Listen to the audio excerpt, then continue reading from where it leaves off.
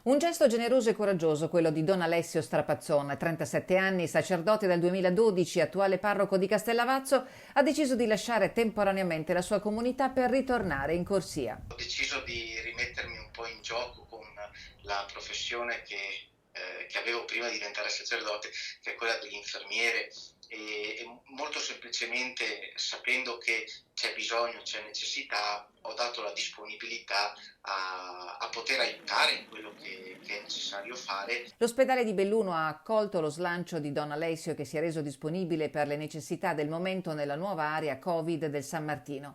L'idea di essere infermiere, di poter aiutare in qualche modo e pensare a tutti i colleghi che in questo momento stanno lavorando tanto e stanno dando tutto quello che hanno, in un certo modo non mi concedeva di stare a casa, perché nel cuore io avevo bisogno di dare la mia disponibilità, di aiutarli, perché si è un po' tutti una grande famiglia, credo. La decisione di Don Alessio Strapazzone è stata accolta con gioia dal vescovo di Belluno Feltre Renato Marangoni. E lui è rimasto contento di questo, ha detto di stare attento, naturalmente come può fare un padre, ha detto di stare attento e di andare, di fare quello che mi viene chiesto di fare. Posso chiederle se ha paura?